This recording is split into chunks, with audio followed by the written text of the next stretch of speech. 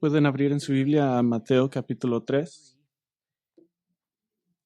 Y la mayoría de años durante el tiempo de Adviento hago una serie especial, pero no es muy necesario este año. Todo de Mateo 1 a 4 es de la primera venida del Rey Jesús. Entonces es natural, es una serie de navideña natural aquí.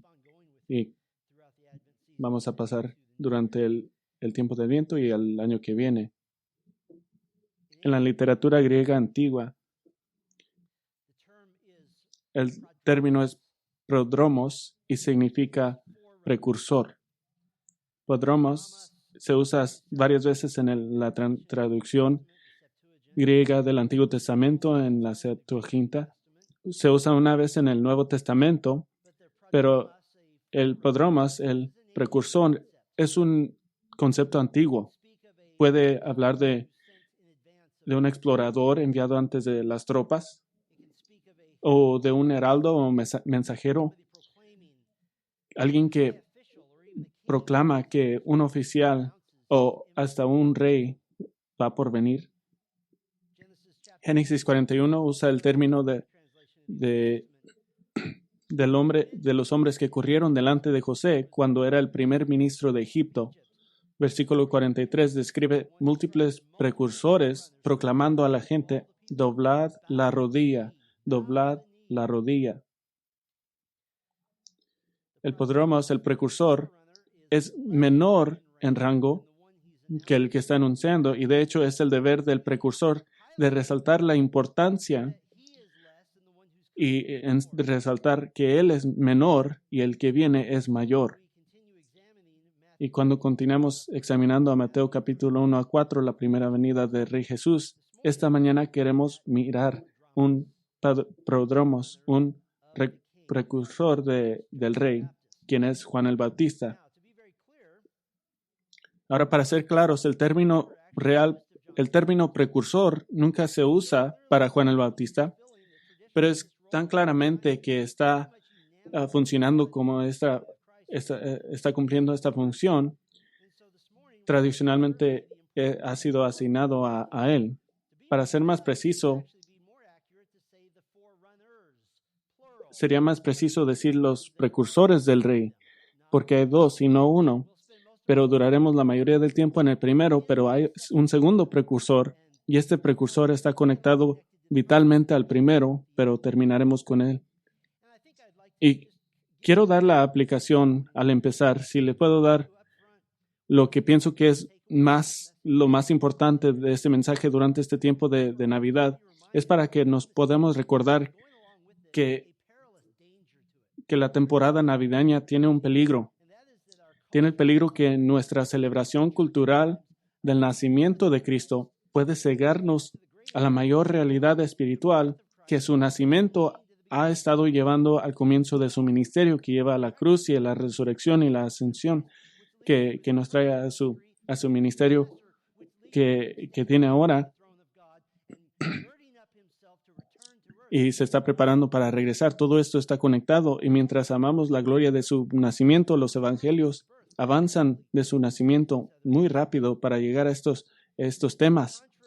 Y contrariamente a la inexistencia de Jesús de los paganos liberales, que convertirán a Jesús en la imagen de su agenda malvada progresiva, el Jesús inexistente que dice que yo amo a todos y acepto a todos sin importar lo que hace, la venida de Cristo a la tierra va a traer división y controversia por su mensaje. Y su mensaje no era amo y acepto a todo.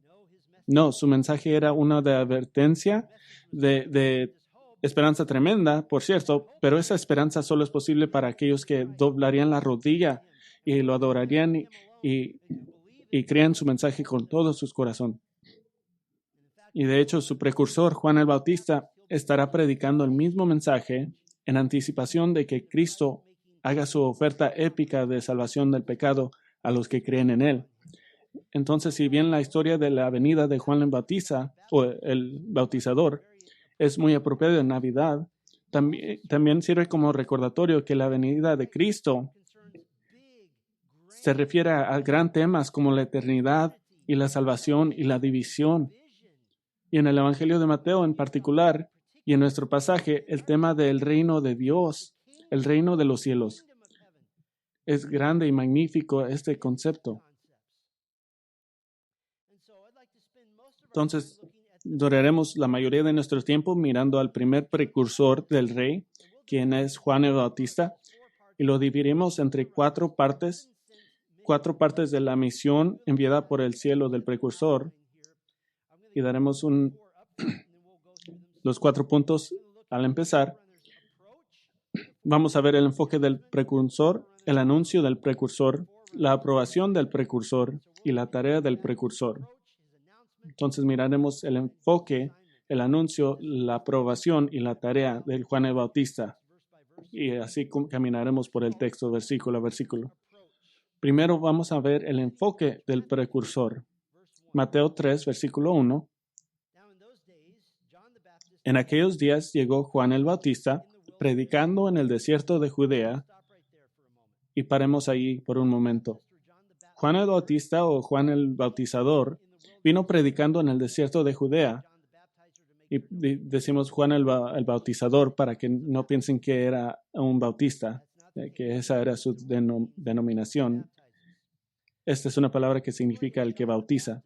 La historia de Juan el Bautista, el precursor, el heralde de Jesucristo, es tan vital al cuento de la venida de Cristo que el Evangelio de Lucas comienza con el tema de Juan. Había un sacerdote mayor llamado Zacarías, cuya esposa Isabel nunca había podido tener hijos. Y un día, cuando Zacarías estaba tomando su turno en el servicio sacerdotal, un ángel del Señor se le apareció a Zacarías en el templo para anunciarle que Isabel daría a luz a un hijo que se llamaría Juan, y que Juan debía ser apartado y será único, y sería lleno del Espíritu Santo incluso en el vientre. Y el ángel declaró a Zacarías que este pequeño niño crecería a llamar a Israel al arrepentimiento. Y una de las formas que haría eso es que dice que hablará a los padres, a los padres y a los hijos para volverse a la justicia, para obedecer al Señor. El ángel le dijo a Zacarías que Juan iba a hacer lo que Malaquías 4:6 dijo que sucedería, que prepararía un pueblo al Señor y a la justicia. Elizabeth sí se quedó embarazada, y de hecho solo 6 meses antes se embarazó 6 meses antes de su pariente María de Nazaret, que quedó embarazada de Jesús, con Jesús. Lucas 1 registra un evento maravilloso en capítulo 1, en que Juan, aún en el vientre, está lleno de alegría por la presencia de Jesús, y en el vientre de María, y Juan saltó en el vientre de su madre. Y hemos dicho que estaba tan alegre de estar cerca del Salvador, y eso es cierto. Está lleno del Espíritu Santo en el vientre. Pero ¿qué está haciendo actualmente? El Espíritu Santo lo estaba usando a Juan el Bautizador en el vientre para anunciar la presencia de Jesús en el vientre. Una historia asombrosa. Una parte que no es tan asombrosa. Recuerden que Zacarías tenía un momento de dudas, y el ángel le dijo que Elizabeth iba a dar luz a un niño, y lo dudó, y por eso fue disciplinado y no pudo hablar durante todo el embarazo. Pero cuando la lengua de Zacarías se soltó después del nacimiento de Juan, entonces sí habló y reveló cuán importante sería el ministerio de Juan por la salvación que es revelada en Cristo, y que Juan sería la primera persona de decirle a Israel que su Mesías, que su Cristo, que su Rey había llegado. Lucas 1, comenzando el versículo 67, recuenta esto. Y su padre Zacarías fue lleno del Espíritu Santo y profetizó diciendo: Bendito sea el Señor, Dios de Israel, porque nos ha visitado y ha efectuado redención para su pueblo, y nos ha levantado un cuerno de salvación en la casa de David su siervo, tal como lo anunció por boca de sus santos profetas desde los tiempos antiguos, salvación de nuestros enemigos y de la mano de todos que nos aborrecen, para mostrar misericordia a nuestros padres y para recordar su santo pacto, el juramento que hizo a nuestro padre Abraham, concedernos de que libranos de la mano de nuestros enemigos, le sirvamos sin temor, en santidad y justicia delante de él todos nuestros días.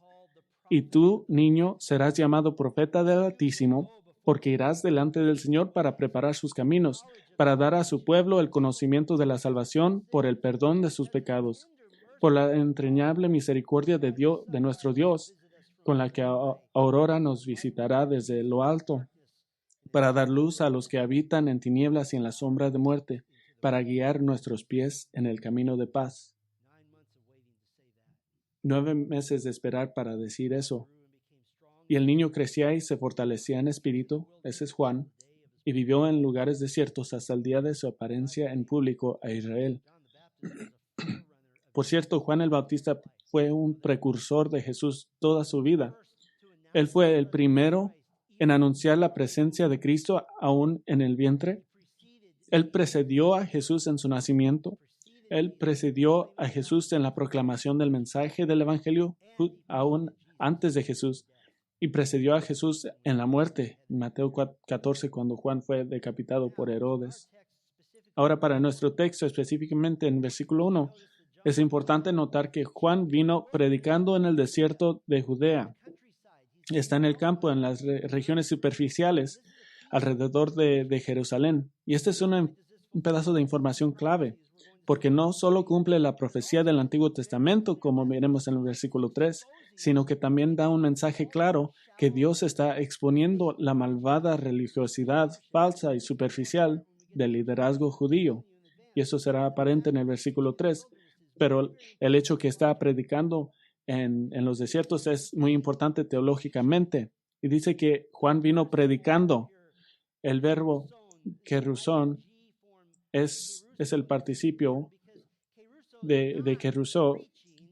Y esto es importante porque eso no es predicar en el sentido de que el evangelicalismo estadounidense piensa en la predicación, que es un mensaje simple, lleno de historias, con una moraleja al final, que todos le gustan escuchar, pero se alegran cuando se termina. Esto no es ese tipo de predicación. Esta es predicación en letras mayúsculas. Es una proclamación, una publicación de la verdad. No tanto la idea de un discurso bien elaborado como el anuncio, sino un anuncio de un evento importante. Y el evento importante es la venida de Jesucristo, del Rey. Entonces Él viene predicando. Ese es el enfoque del precursor. Segundo, vamos a ver el anuncio del precursor. ¿Qué estaba predicando? ¿Qué era el contenido de su mensaje? Versículo 2. Arrepentíos, porque el reino de los cielos se ha acercado. Arrepentíos, porque el reino de los cielos se ha acercado. Y es absolutamente vital ver la continuidad entre el mensaje que Juan da y el mensaje que da Jesús. Miren en una página después, en Mateo capítulo 4, 17, que es el mensaje que trae Jesús. 4:17 dice, desde entonces Jesús comenzó a predicar y a decir, arrepentíos porque el reino de los cielos se ha acercado. Es idéntico, es la misma mensaje. La primera palabra de predicación sobre Jesús y la primera palabra de predicación de Jesús es arrepentíos. ¿Qué significa arrepentirse? Significa cambiar tu mente, significa cambiar tu lealtad a tu pecado, significa cambiar tu propósito por vivir. Es un cambio completo de corazón, de actitud, de dirección. Y por cierto, esto no es una actitud de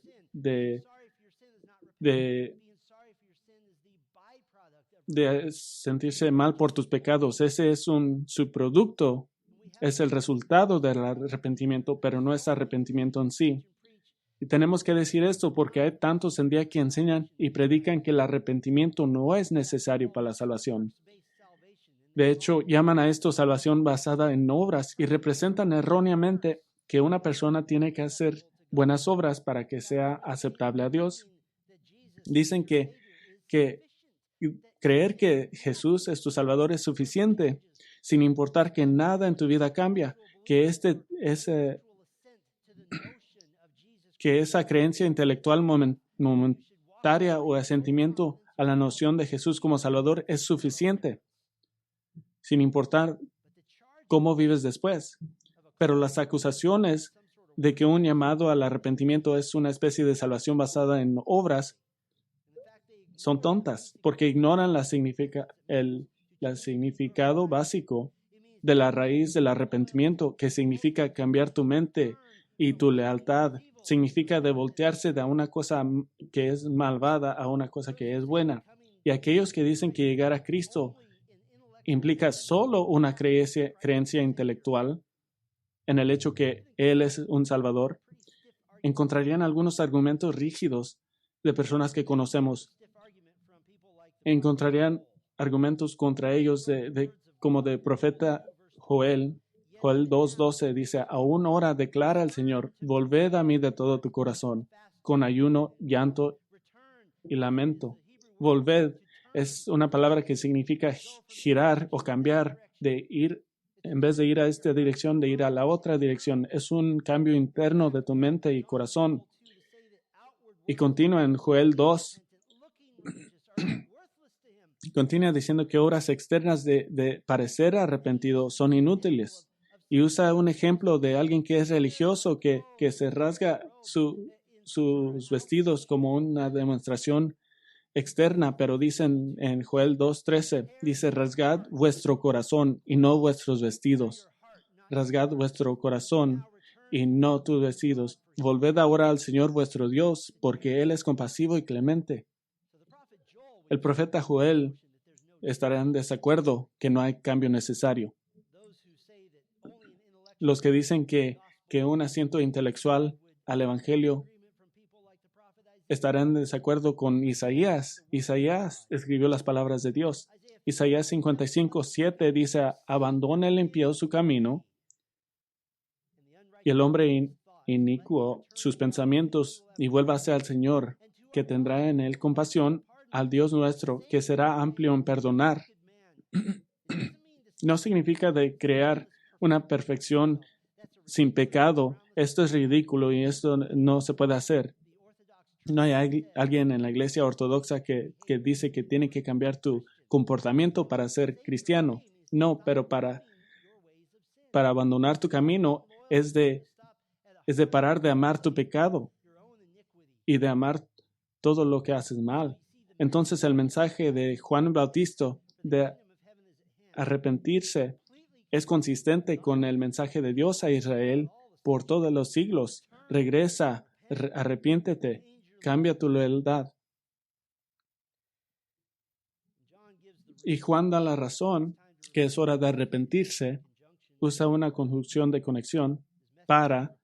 Su mensaje es arrepentíos porque el reino de los cielos se ha acercado. Y eso ha sido un objeto de mucho debate.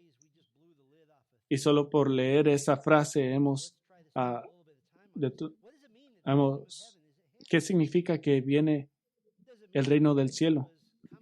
¿Significa que Cristo venía a comenzar el proceso del reino que viene a la tierra y que sus seguidores continuarán y traerán el reino en preparación para el regreso de Cristo?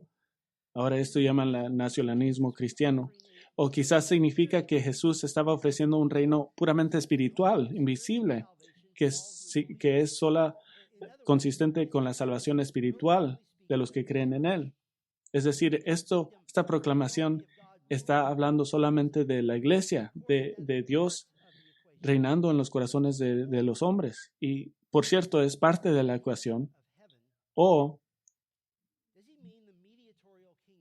significa el reino mediador, un reino con un Dios hombre reinando en la tierra como se profetizó en el Antiguo Testamento, estaba siendo ofrecido y finalmente se establecería en su segunda venida. Esta es la única posibilidad del reino dado en el Antiguo Testamento.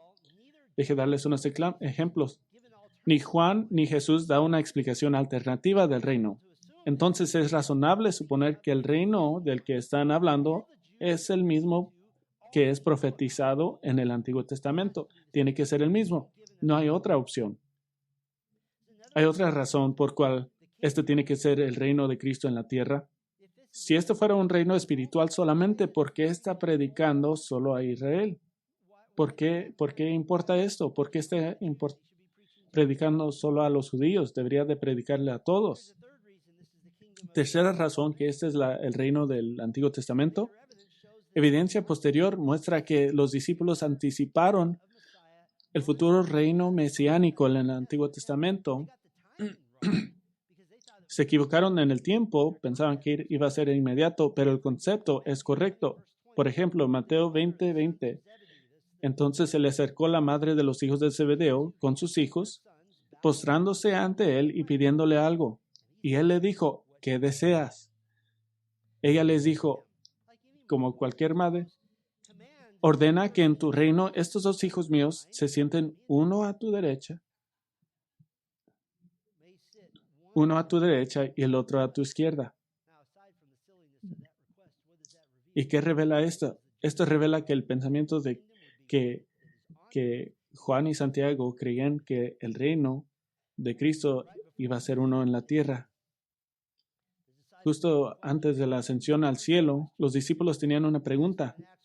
Y era una pregunta muy importante. En Hechos 1:6 le estaban preguntando, entonces los que estaban reunidos le preguntaban, diciendo, Señor, ¿restaurarás en este tiempo el reino de Israel? Y están preguntando, ¿vas a restaurar el reino? ¿Vas a restaurar el reino? ¿Qué demuestra que creen? Demuestra que creen que el reino es centrado en Israel y asumen que es Cristo reinando en la tierra y está preguntando si esto va a pasar. Entonces no hay otra conclusión que el reino del cielo es el reino mediatorio promesado en el Antiguo Testamento, donde el Mesías, el Dios hombre, reinará aquí en la tierra. Pero esto aún no pasa. Entonces, ¿qué dice? ¿Qué significa que el reino de los cielos se ha acercado? Y abrimos otra dificultad teológica.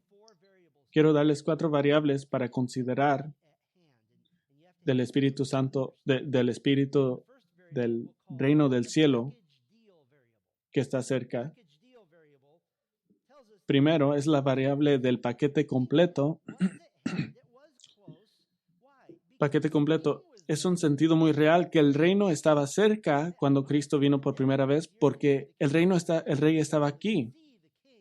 ¿No sería más fácil en otro tiempo porque podían ver el rey y hasta tenían previstas del reino?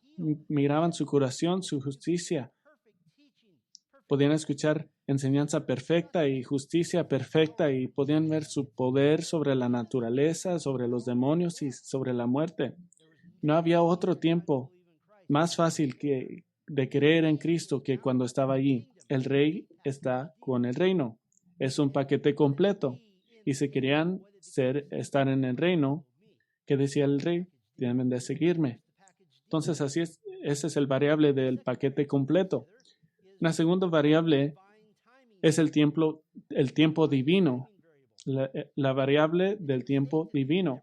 Es un error pensar que cada vez que la Biblia dice que algo es inminente o cerca, que está cerca de nuestro punto de vista. Cuando está cerca de nuestro punto de vista, a menudo las escrituras dan periodos de tiempo específicos, como en Daniel 9, Apocalipsis 12, que describen periodos de tiempo como 7 años o 2 juntos de 3.5 años con respecto al periodo de la tribulación. Pero el variable de tiempo divino, consideren esto. Pablo habló del rapto, de la resurrección en 1 Tesalonicenses 4 y habló de esto como si pudiera ser él parte de él. Ya hace 2,000 años y aún no ha sucedido. O piensen en Pedro, en 1 Pedro 4:7, mas el fin de todas las cosas se acerca, sed pues prudentes y de espíritu sobrio para la oración. Dice, oren hoy porque Cristo va a regresar mañana. O piensen en Pablo en Filipenses 4:5, vuestra bondad sea conocida de todos los hombres, el Señor está cerca. Significa, sean bondadosos porque quizás van a ver a Cristo en una hora. Jesús mismo dijo en Apocalipsis 22:20, vengo pronto. Es una palabra que significa pronto, es inminente. Y por supuesto recordamos la teología de Pedro sobre cómo funciona el tiempo en la economía de Dios, 2 Pedro 3:8. Pero amados, no ignoréis esto, que para el Señor es un día, es como 1000 años, y 1000 años como un día. Es decir, no se enfoquen tanto en tiempo humano. Entonces es la variable del tiempo divino. Tercera variable, la variable gramatical. El tiempo verbal está cerca significa que el reino se ha acercado, no que está aquí. Hay una gran diferencia. Que cuando Jesús vino, el reino estaba en una condición de estar cerca, no había llegado. Si Israel hubiera aceptado su rey, el reino había sido inaugurado, pero el plan soberano de Dios de Israel era que Israel rechazaba a su rey, conduciéndonos a la cruz y la salvación para todos los que creen en Cristo. Cuarta variable, la variable de oferta temporal. La variable de oferta temporal. El mensaje de Cristo comienza: arrepentidos porque el reino de los cielos se ha acercado. Esto es obvio, no hay un significado oculto, es solo de cambiar tu mente y alejarse de tu pecado. ¿Por qué? Porque el reino de los cielos se ha acercado, porque aquí está el rey. Pero el mensaje de Cristo sería modificado después de que Israel lo rehusó. Y después de este tiempo, está hablando del reino como si está más lejos. Comenzando en Mateo 13, en lugar de predicar simplemente arrepentidos porque el reino de los cielos se ha acercado, cuando fue rechazado, Jesús comenzó a predicar en parábolas para que aquellos que crean puedan tener la luz de entender el reino y aquellos que se niegan a creer sean mantenidos en la oscuridad acerca del reino. Y de hecho, adelantándonos rápidamente, el final del Evangelio de Mateo, ahora Jesús da instrucciones de largo plazo para mientras se haya ido durante una era completa. Dice esto en Mateo: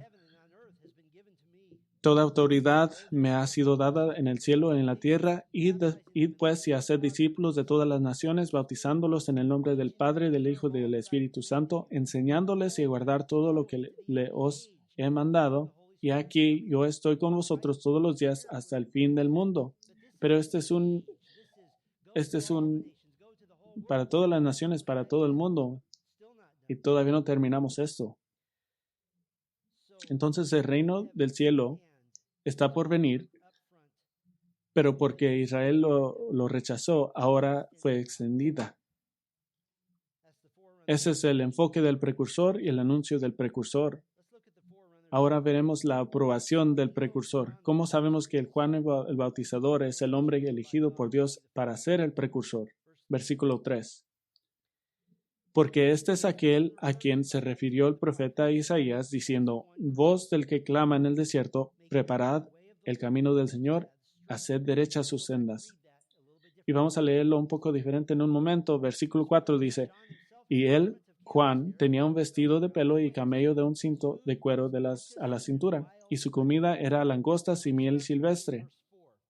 Permítame comenzar en versículo 4. La apariencia de Juan era inusual. Tenía una túnica de pelo de camello y quizás un trozo de cuero como cinturón, y está comiendo langostas y miel silvestre. Está verdaderamente viviendo de la tierra.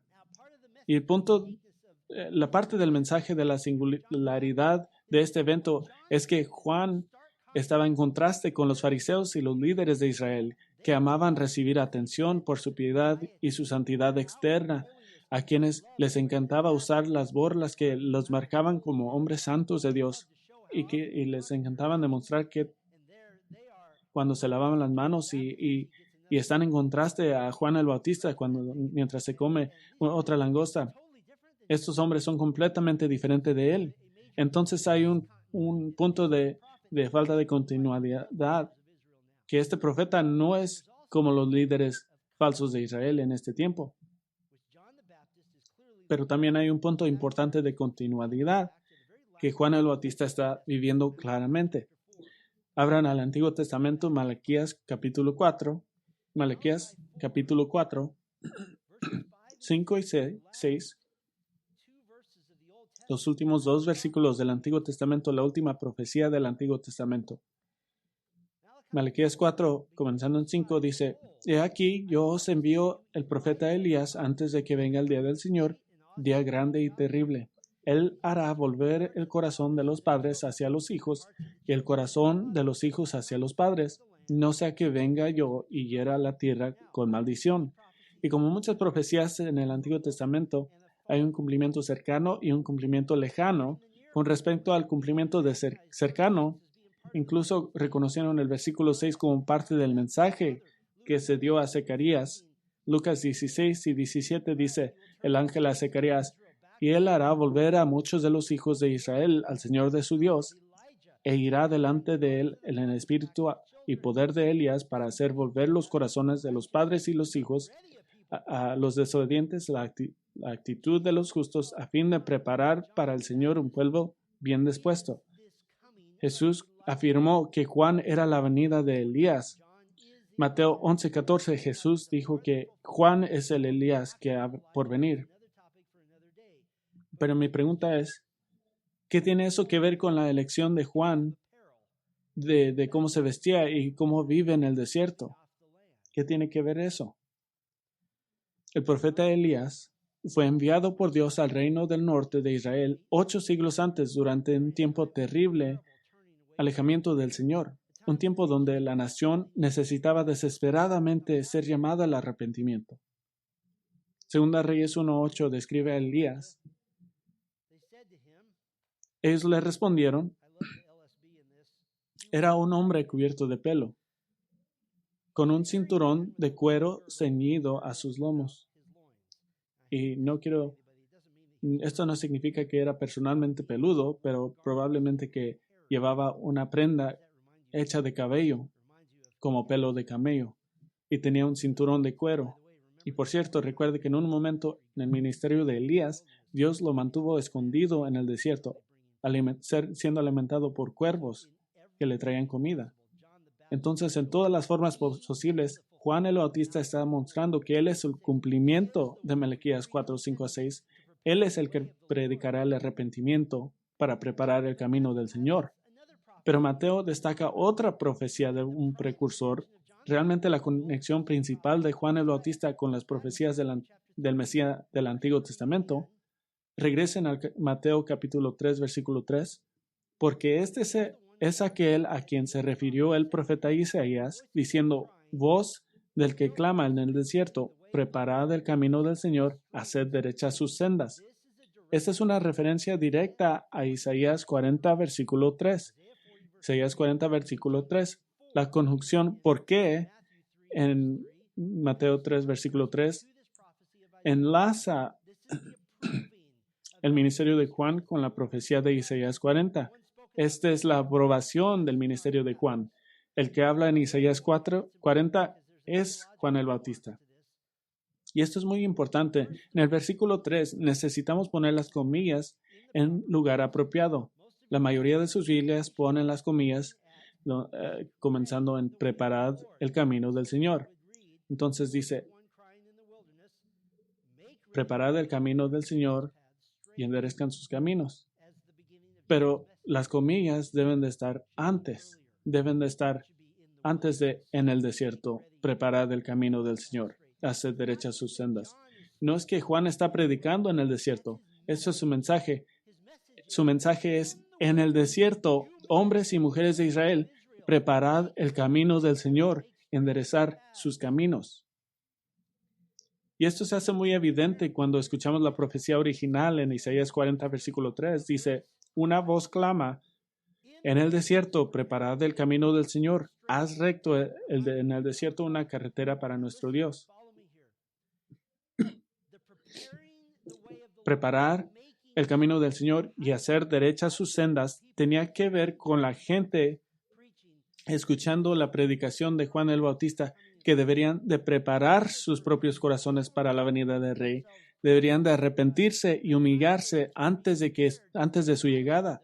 Las sendas a preparar son las sendas de sus propias almas.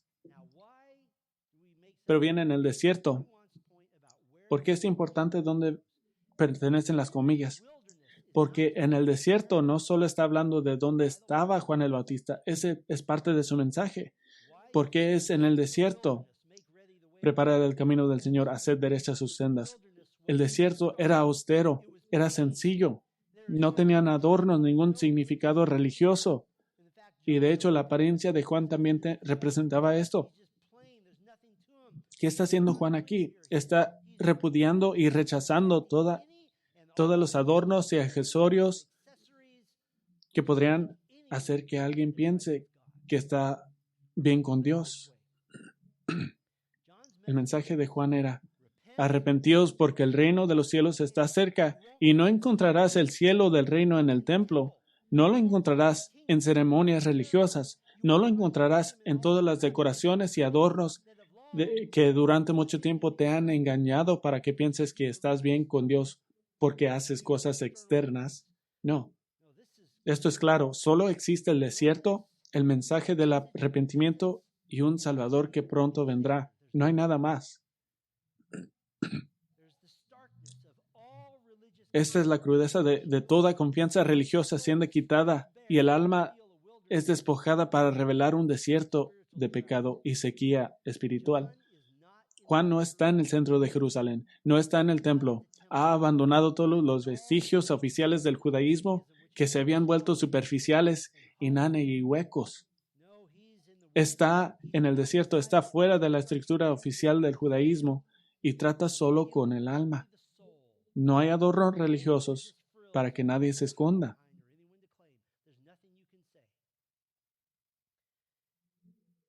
Esa es la única manera que una persona puede llegar a fe en Cristo. No es así en el desierto.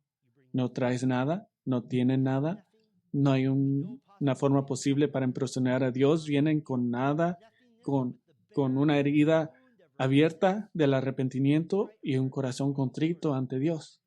Y por cierto, cuando el élite religioso trató de venir a hacer un impresionante espectáculo de su religiosidad, él lo regañó, Mateo 3:7. Pero cuando vio que muchos de los fariseos y saduceos venían para el bautismo, les dijo: camada de víboras, ¿quién os enseñó a huir de la ira que vendrá? No pondríamos a Juan el Bautista darle la bienvenida a los visitantes. Solo vienen a Cristo con tristeza y arrepentimiento. Este es el enfoque del precursor, el anuncio del precursor y la aprobación del precursor. Finalmente, la asignación o la tarea del precursor. Versículo 5. Acudía entonces a él Jerusalén, toda Judea y toda la región alrededor del Jordán, y confesando sus pecados eran bautizados por él en el río del Jordán. ¿Quieres hablar de humillarte en arrepentimiento? Este es un evangelio escrito primeramente para los judíos, y un judío leyendo lo que acabamos de leer, los judíos quedarían asombrados porque esto es humillante a los judíos. Después de rechazar cualquier noción de que de alguna manera Dios iba a estar más favorablemente dispuesto porque eres judío descendiente de Abraham, tienes que ver lo que estaba haciendo Juan. Juan estaba haciendo lo impensable. El lavado ceremonial era parte del proceso de un gentil convirtiéndose en judío, uniéndose a la santa nación de Israel. Pero Juan estaba requiriendo este lavado ceremonial para los judíos, lo que implica que si al menos que haya un cambio espiritual, no eres parte de la nación de Dios. No importa de dónde vienes. Después, Juan contesta a los fariseos y los saduceos y dice: Dios puede levantar hijos de Abraham de piedras, ese no es el problema. Juan estaba haciendo lo impensable. Estaba haciendo que hasta los judíos comenzaran en cero, trayendo nada, ni siquiera su herencia étnica. Deben de venir como gentiles, como aquellos fuera del pueblo verdaderamente redimido de Dios. A veces se nos preguntan por qué hacemos que la gente lea su testimonio cuando hacemos bautismos. Primeramente, sabemos que esa era la práctica de la iglesia primitiva, pero también miramos lo que hacen aquí. Mientras confesaban su pecado. Fin del versículo 6. La confesión del pecado también era parte de este bautismo. La descarga de almas agobiadas por el pecado y por la desesperanza de acciones religiosas puramente externas. Están confesando sus pecados. Esto es sorprendente. Esto no lo hacían. Estaban en el agua y antes que los bautizaba Juan decía, he hecho esto y esto y esto. Y esto no es como una confesión católica donde piensas que están recibiendo el favor de Dios por el acto de confesión. Esta es gente humillándose a sí mismo en frente de miles de personas, diciendo que he robado esto y he hecho esto y esto y esto. Está llamando a la gente que se alejen de su pecado y lo hagan en una forma que es humillante. Esta es la única forma que vienen a Cristo. No vienen con tu cabeza levantada en honor. Vienes con tu cabeza para abajo, confesando tu pecado.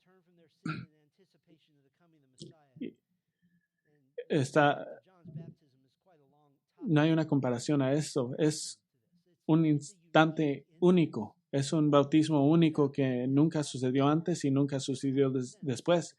Un tiempo de suplicar a los judíos que preparen sus corazones para conocer su rey venidero.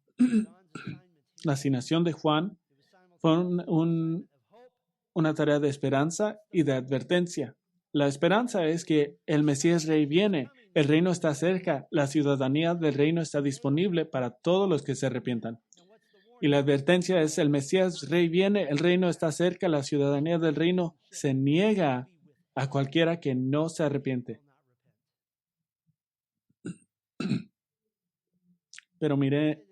Pero mencioné en el principio que hay dos precursores y para averiguar quién es el segundo precursor, ahora tenemos que ir al pasaje que cita Mateo. Entonces regresen a Isaías capítulo 40. Isaías capítulo 40. Y nos encontramos en una de las selecciones más dramáticas y sorprendentes de cualquier libro de la Biblia. Isaías 40. La principal preocupación de los capítulos 1 a 39 es Asiria y los pecados de Israel que va a causar que sean juzgados. Y luego avanzamos a una situación 100 años después en el capítulo 39. Ahora la preocupación es Babilonia. Y en la sección de transición narrativa, la sección de historia de los capítulos 36 a 39, nos enfocamos en el trato del Señor con el rey de Judá, Ezequías. Ezequías en general era un gran rey, pero para los propósitos del lector, Isaías ha colocado los eventos fuera de orden cronológicamente para que el último vistazo de Ezequías es su orgullo y su egoísmo y el castigo venidero. Entonces, capítulo 39 termina con este tiempo muy, muy triste de que viene el juicio. Y debido a esta misma actitud rebelde en todo Judá y los pecados de Ezequías, el hijo venidero de Mesías, Dios enviará a Babilonia para juzgar a su gente. Hay aproximadamente 1 pulgada de espacio blanco entre capítulo 39 y capítulo 40. Pero lo que sucede en este espacio es épico. Durante las siguientes décadas, Babilonia creció en fuerza hasta que finalmente aplastó a Asiria, uno de 90 años después de Isaías. El imperio babilónico comenzó a extenderse y cuando Nabucodonosor tomó el trono en el 606, Judá ahora cayó en los límites del nuevo imperio babilónico.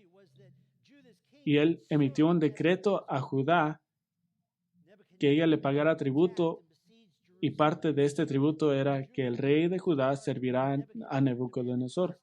y también trajo a rehenes del rey Joaquín, demostrando su lealtad a Babilonia. Babilonia vino otra vez en 597 y atacó a Jerusalén, y otra vez en 587 y hasta en 586 Nabucodonosor destruyó a Jerusalén, se llevó a los que no fueron asesinados y ahora Judá ha sido destruido, Jerusalén destruida. Los judíos que no fueron asesinados son exiliados a Babilonia y ahora, habiendo estado allí por un tiempo, las profecías de Isaías en capítulos 40 a 66 comienzan a adquirir un significativo increíble para ellos. Recuerden, 100 años antes de que pasó esto, el plan de Dios para Israel comienza a tomar forma. No más habrá allí un reino dividido. Ahora restaurará la nación. Pero incluso en medio de ofrecer esperanza para el futuro inmediato, Isaías teje proféticamente en la esperanza verdadera de Israel, quien es el Mesías. Isaías, escribiendo proféticamente a los israelitas exilados, cambia de tono de juicio a condenación de los capítulos 1 a 39. Y luego en el capítulo 40, versículo 1, consolad. Consolad a mi pueblo, dice vuestro Dios. Hablad al corazón de Jerusalén y decidle a voces que su lucha ha terminado, que su iniquidad ha sido quitada, que ha recibido de la mano del Señor el doble por todos sus pecados. La obra de Isaías de declarar juicio ha terminado. Y ahora Dios lo comisiona. Consolad, consolad mi pueblo, dice, significa darle alivio, anímalos. Dice, hablad al corazón de Jerusalén. Esta es una forma de decir, habla tiernamente, con amor y con paz. Judá había declarado guerra contra Dios en virtud de alejarse de él, pero la guerra había terminado. Dios estaba declarando paz porque su pecado nacional fue perdonado y ella como nación había recibido un castigo completo. La justicia de Dios se ha cumplido por su nación y Él está dando un consuelo emocionante y el resto del capítulo 40 les da razones para tener esperanza en su espera. Para el judío exilado del siglo VI, estas palabras traen consuelo para su regreso de exilio. Pero recuerden que dijimos esto de Malaquías, profecías en el Antiguo Testamento tienen capas. Aquí está la primera capa, versículo 3. Una voz clama, preparad en el desierto camino al Señor, allanad en la soledad calzada para nuestro Dios. Todo valle sea elevado y bajado todo el monte y collado, vuélvase llano el terreno escabroso y lo abrupto ancho valle. Entonces será revelada la gloria del Señor y toda carne aún la verá, pues la boca del Señor ha hablado. Entonces, para el judío del siglo VI, estas son palabras fabulosas. Se preparará un camino a casa para este viaje de 800 millas de Babilonia a Judá. Versículo 4 habla de allanar el camino para este camino, rellenando los baches y cavando las colinas. Y si han estado aquí los domingos, hemos visto esto. Esdras y Nehemías cumple esta profecía y hemos visto la frase, la buena mano de Dios con los que regresaban de Babilonia, como fue decretado del rey Ciro de Persia, iban a regresar a casa. Muchos iban a regresar a casa. Isaías da más esperanza en versículo 6. Una voz dijo, clama. Entonces le respondió, ¿qué he de clamar? Toda carne es hierba y todos sus esplendores como flor del campo. Secase la hierba, marchítase la flor, cuando el aliento del Señor sopla sobre ella. En verdad el pueblo es hierba. Secase la hierba, marchítase la flor, mas la palabra de Dios nuestro permanece para siempre. Da una comparación que la gente es como hierba, que es verde un día y marrón al siguiente, que todo lo que tiene que hacer Dios es soplar sobre él y se marchita, pero dice que la palabra de nuestro Dios permanece para siempre. Los planes y propósitos de Asiria son abrumadores, pero Dios se encargó de ellos y luego vino Babilonia y Dios aniquiló a ellos. Y todo esto simplemente promovió la promesa de Dios a Israel que Él los traerá a casa. Pero esto no es solamente de Israel regresar a casa del exilio, pero hay otra capa. También se trata de Israel durante la primera venida de Cristo, preparando sus corazones para recibir a su Mesías. Y Juan el Bautista es el cumplimiento de la voz clamando para preparar el camino del Mesías. ¿Y cómo se iban a preparar? Juan le dijo a Israel, arrepentíos. Y la promesa del versículo 4, que todo que le impida la salvación en Cristo será eliminado. Todo obstáculo, la libertad de la esclavitud del pecado es ofrecida a todos los que lo reciban. Entonces Isaías se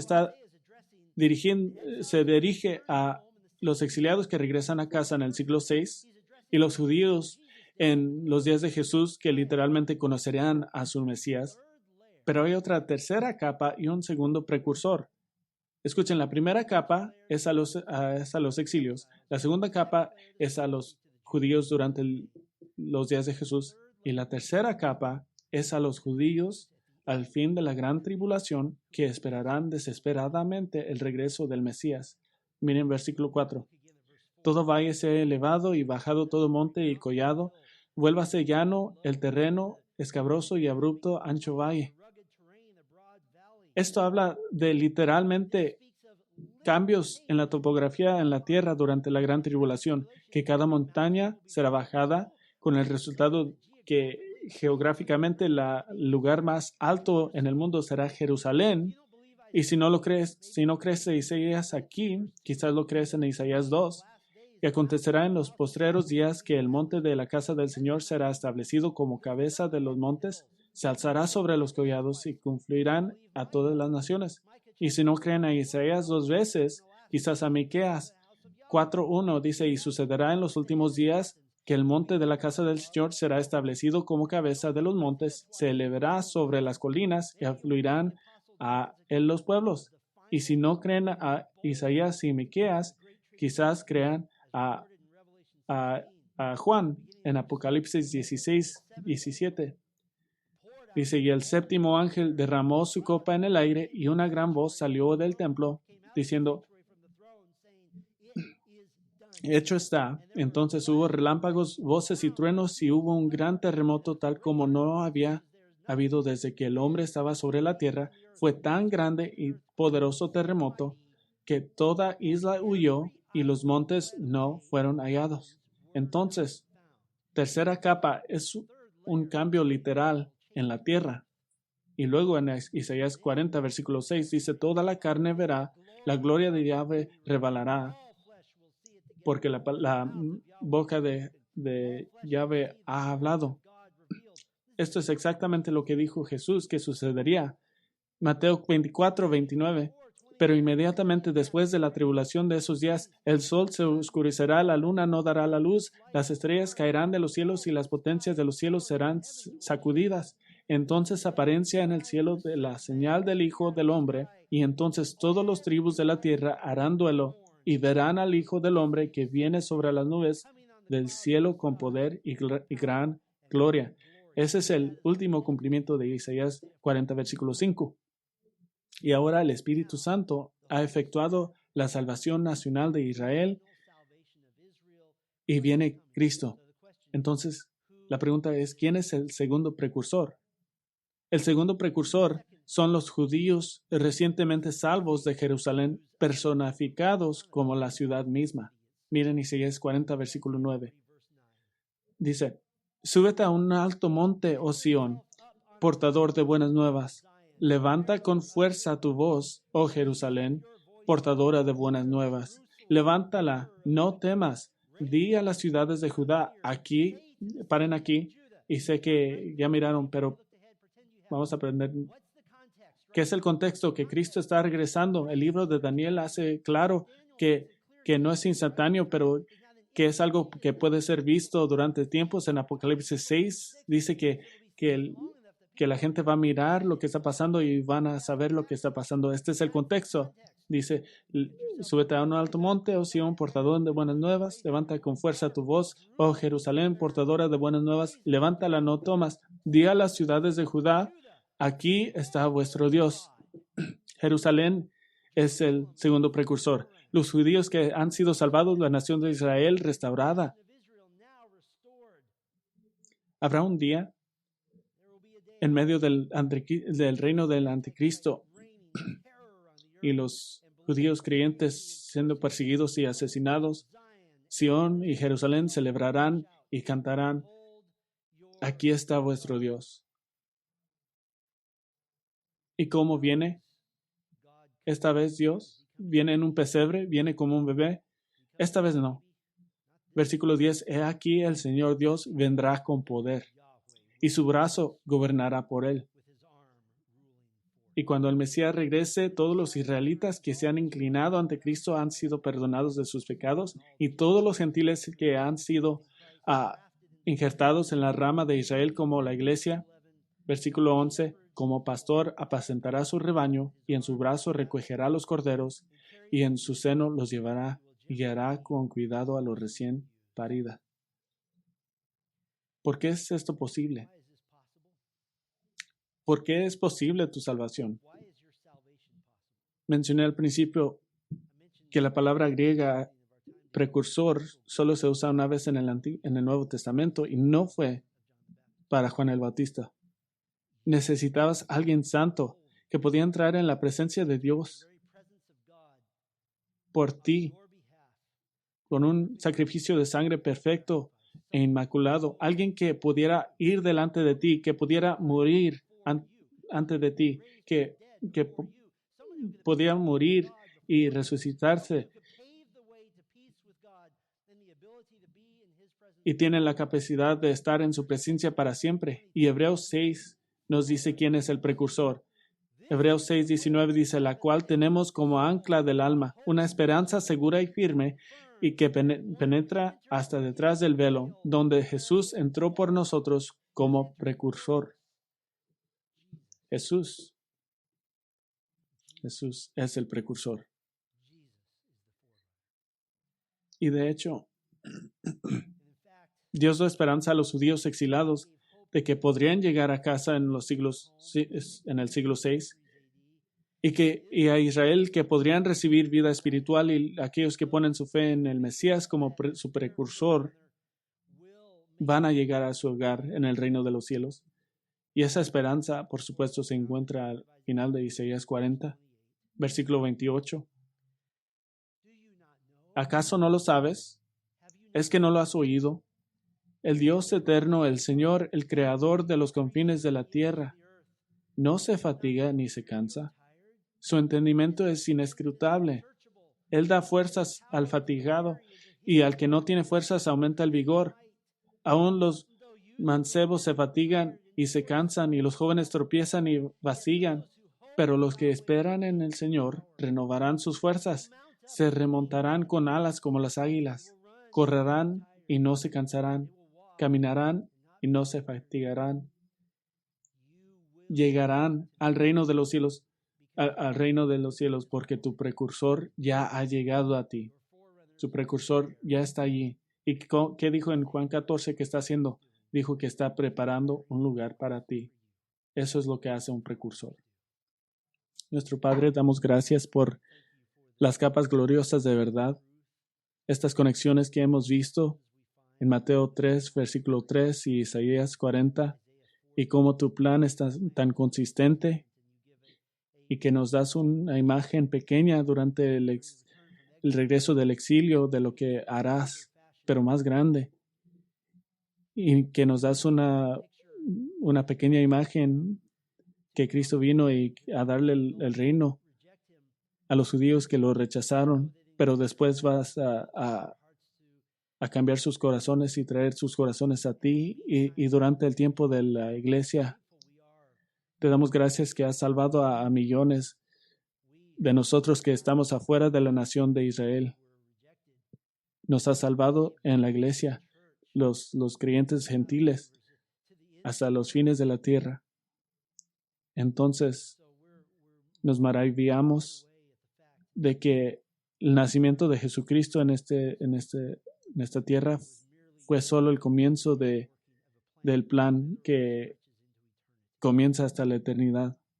Te damos gracias y gracias y gracias por dejarnos ser parte de ese plan, por la cruz de Cristo y por su muerte fiel en la cruz, su resurrección gloriosa y su ascensión al cielo, hasta que ahora intercede por nosotros como precursor por nosotros para asegurarse que nosotros también lleguemos.